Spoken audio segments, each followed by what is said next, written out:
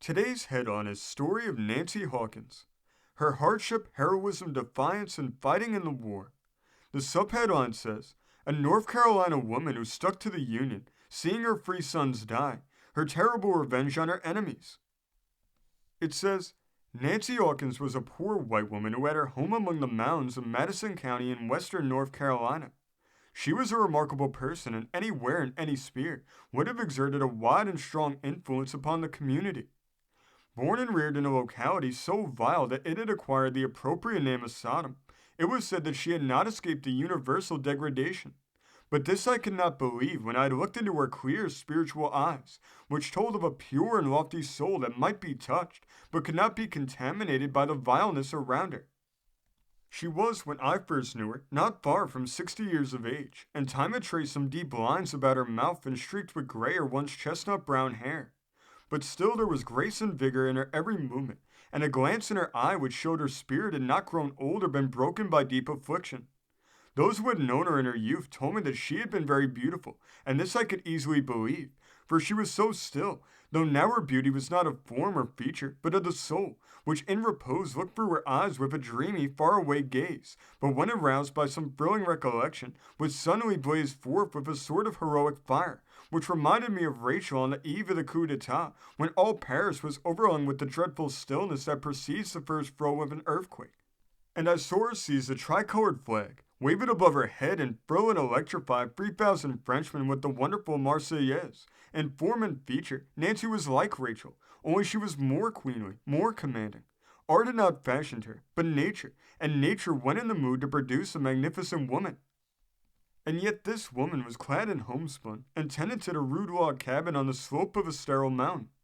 The general disorder of the free rooms which composed her home gave me no very excited impression of her housekeeping qualities, but I forgot this when she stood in the doorway, and pointing to a heap of charred logs nearby, said, that, sir, is where I buried my boys, on the spot where they fell, the ruins of our old home for their monument, and down there, sir, by the spring, is where 20 rebels paid for that day's doings.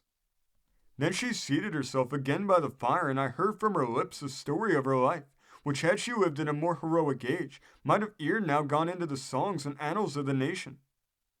At the outbreak of the Civil War, she was a widow with 3 sons, the youngest of whom was a boy of but 16. Being able to read, she could judge intelligently of the nature of the conflict, which in this section at once arrayed neighbor against neighbor, and made a man's foes those of his own household. With all the ardor of an intense nature, she reverenced the old flag, and she said now to her sons, I wish I was a man that I might shoulder a musket, but you, my boys, you can fight, and if need be, you can die for your country. They could indeed, but not then, for there was no organized Union sentiment in the region, and many long miles of armed rebellion which it was impossible to penetrate separated them from the Union armies. So it was for months that the boys stayed at home peacefully, following their usual vocations. Then came the conscription, and the 3 young men were enrolled to fight against the Union. They came at night to say goodbye to their mother before leaving to join the Southern army, and that awoke the spirit of the Spartan woman. Fight, she cried, and as she repeated the words to me, her great eyes blazed, her thin form dilated, and her wrinkled features assumed the look of a strange majesty. Fight against your country while there's woods ye can hide among? I'd rather see you dead, dead at my feet. Go take your guns and go to the mountains. There's a God in heaven, and he'll see the right don't finally go under. Taking their rifles and what powder and lead was in the house, they went to the mountains where night after night, in storm and clear, in rain and snow, this woman went to them with food, and often with other fugitives, for she was bold and outspoken. And soon, for all the region round, it was known how the Hawkins boys had eluded the conscription. Thus it was not long before a score or more stalwart mountaineers, every one of them handy with the rifle, had gotten together and been organized into a guerrilla band by the elder son, who had inherited some of his mother's spirit and genius. The nearest secession force was 20 miles away, but on its outskirts they hung, striking blows by night and being beyond pursuit in the morning.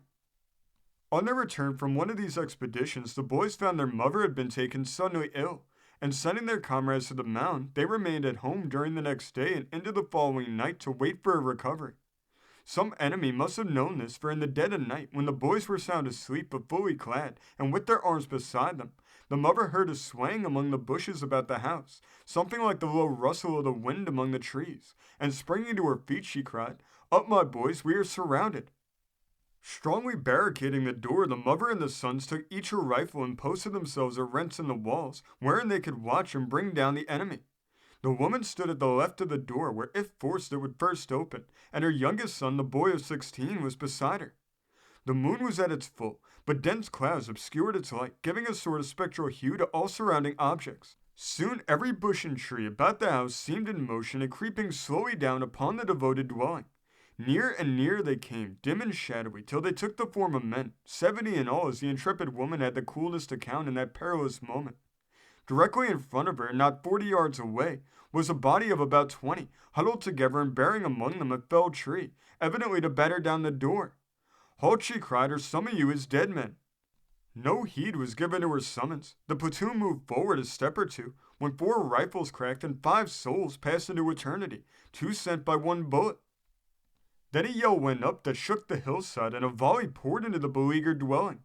Most of the bullets buried themselves in the logs, but one struck the clay filling near the doorway and entered the body of the boy who stood there beside his mother.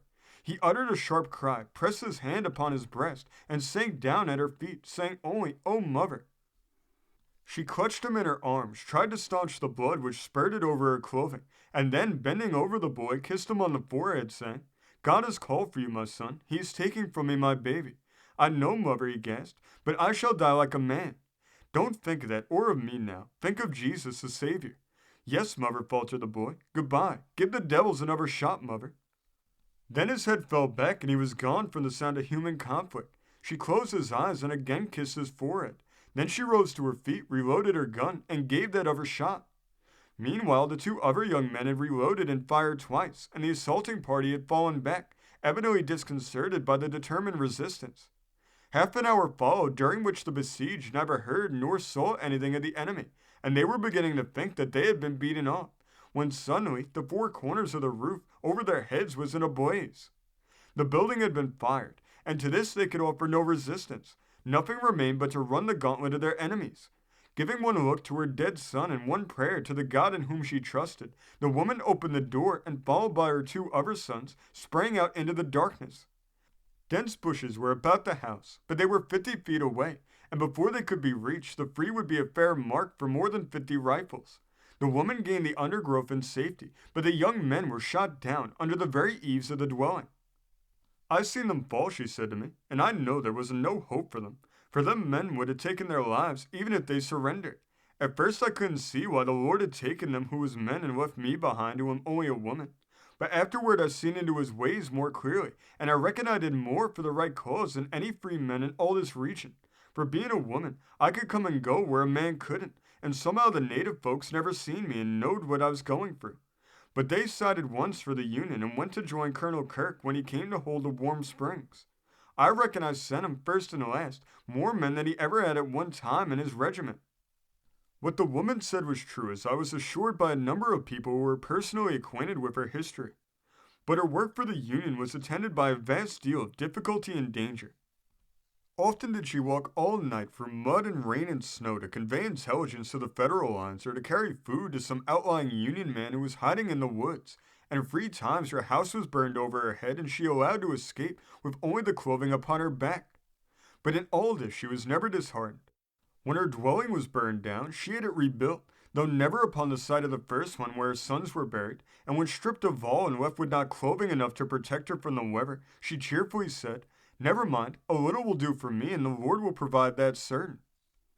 With no revenge in her heart, she was yet an avenging spirit to the Confederates, carrying death and destruction among them wherever she moved, until at last they left her unmolested, content to wage with the lone woman a simply defensive warfare. But this resolve they did not come to until she had inflicted upon them a bloody calamity. When she had rebuilt her house a 3rd time, she determined to resist a 4th burning. To this end she applied to Colonel Kirk at Warm Springs, who detailed for her protection a dozen sharpshooters, each one armed with a revolving rifle. She hid them away among the undergrowth of the rising ground in the rear of her dwelling, and then, selecting a time when the moon was at the full and the nights were likely to be cloudless, she moved into her desolate home with a few articles of borrowed furniture. The first night she was unmolested, for though the Confederates were only 20 miles away, intelligence traveled slowly in a region destitute of mail and telegraphic facilities. But she felt sure they would come, and she was not disappointed.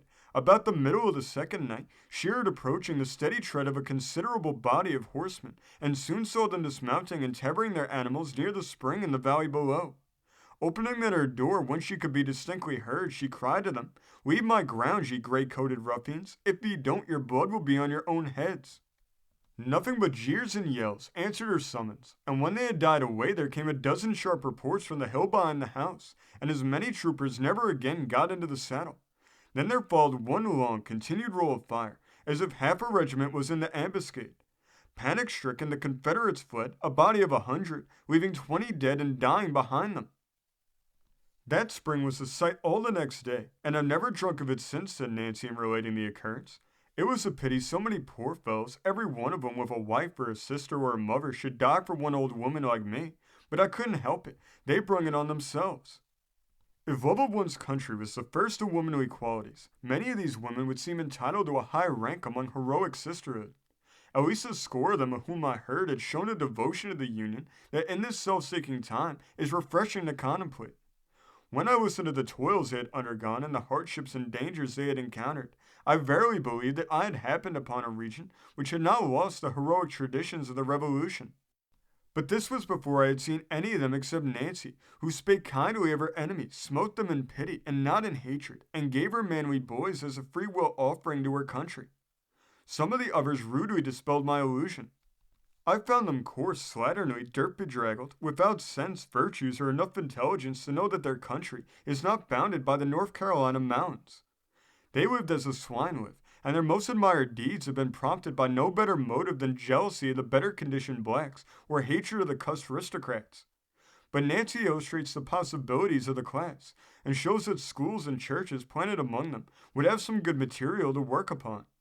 They need knowledge, and yet something more than knowledge, moral training, and such a new spiritual life as shall make them new creatures. Then they'll be made respectable citizens of this great republic. This article was written by James R. Gilmore and Edmund Kirk. This story comes from the great state of New York, being reported in the Sun of October 21st, 1894. Thank you for joining us today. If you want to continue to uncover all of America's lost and forgotten history, then remember before you leave to hit the subscribe button, hit the notification bell, and remember to like and comment below. And we will see you next time on Americana Archives.